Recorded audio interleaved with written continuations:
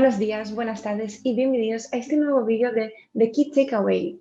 Y gracias a los dos por sumaros a esta entrevista. Para empezar, Francisco, nos gustaría pedirle que haga una breve presentación de VGL para todas aquellas personas que nos estén viendo y que no estén familiarizadas con la compañía. Bueno, aquí en Chile decimos BGL, no VGL. Sí. Somos una empresa integradora y resellers para el mundo del audio, video e iluminación profesional.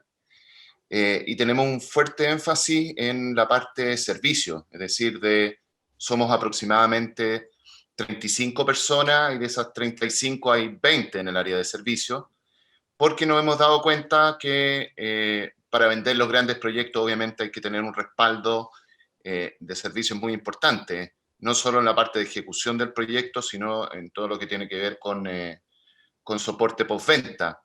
Nosotros trabajamos principalmente con los mercados del broadcast, canales de televisión acá en Chile, con telco, esos son nuestros dos mercados más grandes, pero también trabajamos también con educación, gobierno, post, algunos corporativos, etcétera.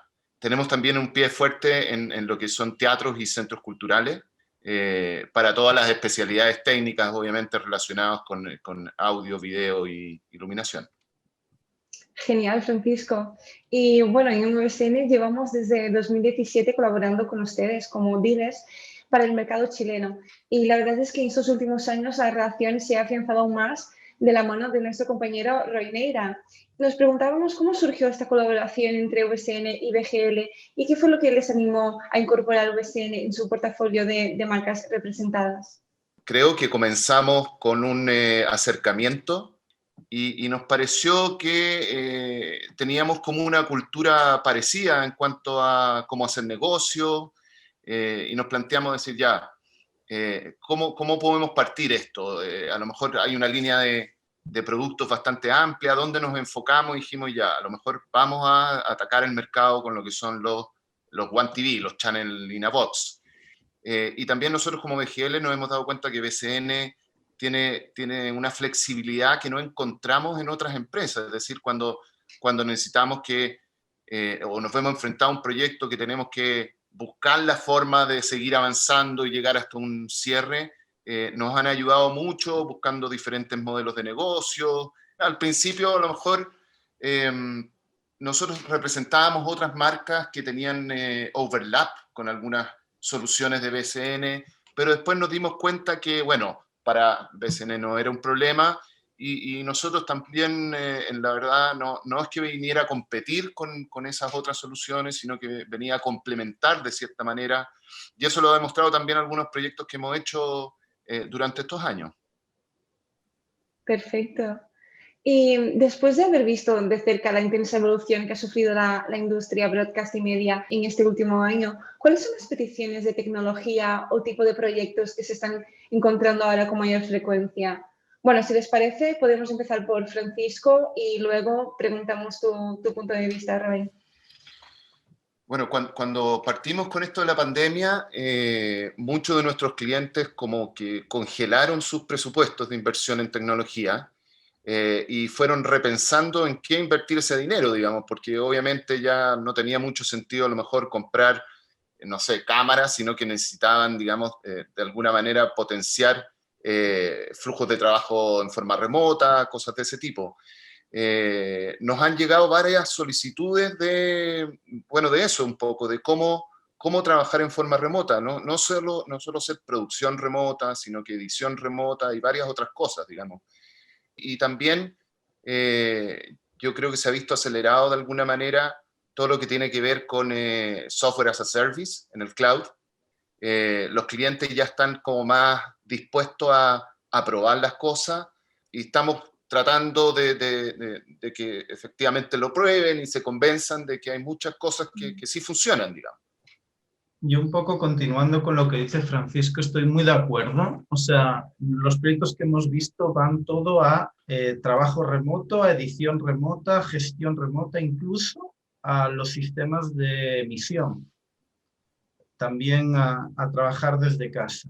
y lo que nos hemos dado cuenta es de que la gente no estaba preparada. Esto nos ha agarrado un poco por sorpresa a todos, pero sí lo que hemos visto también en Chile es que la transición no ha sido tan violenta como en otros países y también estamos viendo un cambio a servicio, poco a poco a ir migrando todo a pago por uso y una apertura a ese mercado, a esa forma de trabajar que en Latinoamérica es un poco reticente.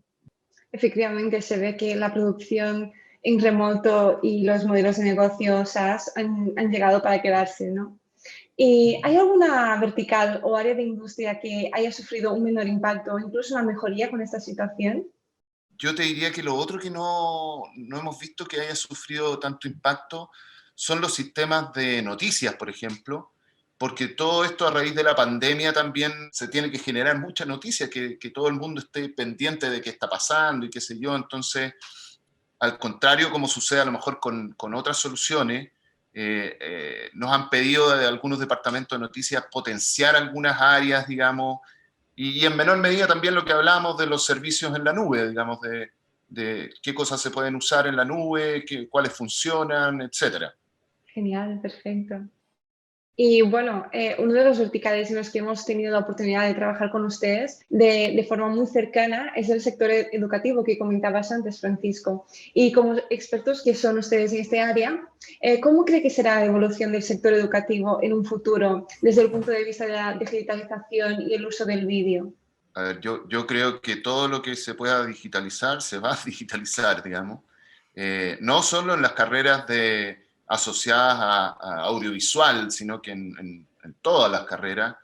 De hecho, ya por el hecho de estar encerrados, digamos, han tenido que rediseñar cómo hacen las clases. Las clases hoy día todas tienen cámaras, micrófonos, están grabando sus sesiones. Eh, entonces, ahora tienen que ver cómo administrar todo ese contenido de la mejor forma posible, cómo mejorar la educación con estas nuevas herramientas o cómo mantenerla, a lo menos, digamos, de un nivel, de un buen nivel. Eh, entonces, yo creo, como te decía, que es muy importante poner foco en educación, sobre todo pensando un poco que, bueno, obviamente son los futuros profesionales que vienen, existe un mercado gigantesco de la educación, todos tienen que ocupar ahora video de alguna manera, entonces es una oportunidad grande que creo que hay que poner foco. Perfecto. Y Roy, desde tu experiencia llevando directamente proyectos como el de la Universidad Católica de Chile o el de la Universidad Santiago de Chile, ¿qué sistemas crees que les podrían resultar más interesantes a otros centros educativos que nos estén viendo ahora mismo y que quizá nunca se han planteado la necesidad de contar con un sistema profesional para la gestión de vídeo y emisión? ¿Qué recomendarías? Yo creo que cada vez más van a necesitar un sistema SMAM porque para gestionar y almacenar la media. ¿Por qué? Porque cada vez se genera más video. Se está generando media continuamente. Ahora ya las clases son grabadas, como dijo Pancho. Ahora se genera media para todo y media no administrada es un gasto. Y se les va a convertir en un problema cuando debería de ser un activo para poder mejorar sus clases, su infraestructura, su expansión. Eso por un lado. Y por otro, la potencia que tienen al generar toda esta media de poder generar canales de televisión educativos, como está la Universidad de Santiago, por ejemplo. En vez de comprar un MAM, en la modalidad de servicio, precisamente por la educación, puede ser muy ventajosa porque no requiere una inversión tan grande inicial.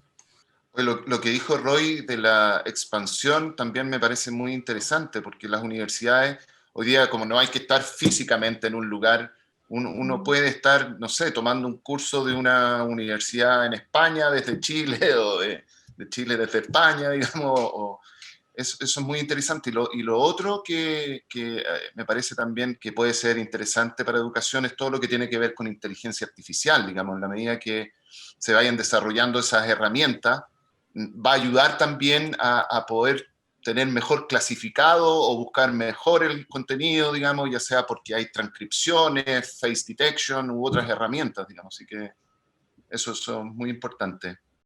Sí, de hecho, nuestro sistema de gestión de media VSN Explorer MAM tiene varias integraciones con múltiples sistemas o más bien motores de inteligencia artificial que hacen que estas tareas que menciona sean muy fáciles de llevar a cabo.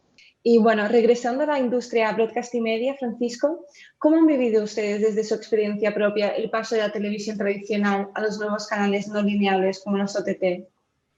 Bueno, yo creo que la televisión tradicional, lineal, ha sufrido un golpe importante ya hace varios años. Ha tenido que venir reconvirtiéndose de alguna manera. Ellos viven principalmente la publicidad y la publicidad se ha ido a los canales digitales. Así que han tenido, como te digo, que ir adaptándose a la nueva realidad. Y respecto a las plataformas OTT, han ido apareciendo una cantidad ya importante. Existen los big players como Netflix o Disney o Amazon Prime o etcétera, digamos, pero también hay oportunidades para armar plataformas de streaming para todo tipo de clientes, así como ustedes tienen BCN Play, en VGL estamos armando nuestro VGL TV. Tengo casos de teatros que están cerrados hace mucho tiempo y tenían contenido que nos han pedido armar plataformas de streaming. No sé, acá en Chile el Consejo Nacional de Televisión tiene también una plataforma de streaming para el cine chileno, por ejemplo. Muchas son gratuitas, hay algunas que tienen diferentes modelos de negocio, pero también cuando uno tiene estas plataformas de streaming, es importante captar nuevos clientes, digamos, que se registran en estas plataformas más allá de que sean gratuitas, y eso es un activo importante que después se puede aprovechar de alguna manera. Bueno, pues llegando ya a las últimas preguntas de esta entrevista, nos gustaría saber cuáles son sus predicciones para el futuro del sector. ¿Qué creen que nos depara este 2021 a nivel de tecnología y también a nivel de modelos de negocio, ¿no? Como comentábamos anteriormente, con este repunte que estamos viviendo de los modelos SaaS, recurrente y servicio. Como tú decías, los servicios SaaS van a seguir proliferando. Los modelos de negocio flexibles, estos de suscripciones también, toda la tecnología también que mencionábamos que te permita trabajar o hacer las cosas en forma remota. Genial, no sé si quieres añadir algo, Roy. No, yo creo que estoy de acuerdo con Francisco que el trabajo remoto ha venido para quedarse. O sea, yo creo que esto iba a suceder dentro de 5 años, la pandemia lo ha acelerado así de repente y nos ha obligado a adoptar medidas que se estaban tardando en adoptar, como la flexibilidad en los trabajos, como producir de manera remota, que ya no tenía mucho sentido por el ahorro en infraestructura que se hace. Y desde luego, o sea, las suscripciones y el pago por servicio va a ser lo que cada vez va a aumentar más. Genial, pues para finalizar esta entrevista, no sé si tenéis alguna recomendación que daríais en este sentido a cualquier empresa de la industria broadcast y media que nos esté viendo en cuanto a nivel tecnológico o de modelo de negocio. Mi recomendación podría ser atreverse a probar estos modelos SaaS. Yo le comentaba el otro día a un cliente que probáramos uno de estos modelos, digamos, pero me dijo, mira, para este evento a lo mejor no se puede porque es un evento muy importante y crítico y si llega a fallar, digamos, vamos a tener problemas, pero empecemos a probarlo en algunos eventos que a lo mejor sean más pequeños, digamos, y que no revistan tanta importancia, pero eso, atreverse a probarlo. Y dentro de estos servicios SaaS, como decía Roy, también en algún momento hay servicios de playout, hay servicios de edición, servicios de MAM o servicios de noticias que también se podrían implementar en el cloud. Pero eso, atreverse a probarlo. Sí, Roy, yo creo no sé si... que sí, que la clave es eso, que se atrevan a probar el futuro porque es lo que viene. O sea, sí. Y lo bueno es que tienen la flexibilidad para probar. Es lo bueno de la modalidad SaaS, que se puede probar un momento y bueno, y si hay pics de producción, también se puede adaptar a los pics de producción, que eso era algo que no se podía hacer hasta ahora. Con un modelo on-prem no puedes tener esa flexibilidad. Claro, yo creo que siempre va a seguir existiendo una combinación Siempre. de equipamiento on-prem, digamos, y servicios SaaS, pero va a tender a ser más equilibrado. Hoy día casi todo es on-prem y muy poco de servicios SaaS, y yo me imagino que eso va a tender más a un equilibrio. Pues estas eran todas las preguntas que teníamos para la entrevista de hoy, que creo que ha sido muy interesante. Muchísimas gracias, Roy y Francisco, por su tiempo. Y nos vemos en el próximo vídeo. Gracias. Gracias a ti, Muchas Agatha. gracias a ti.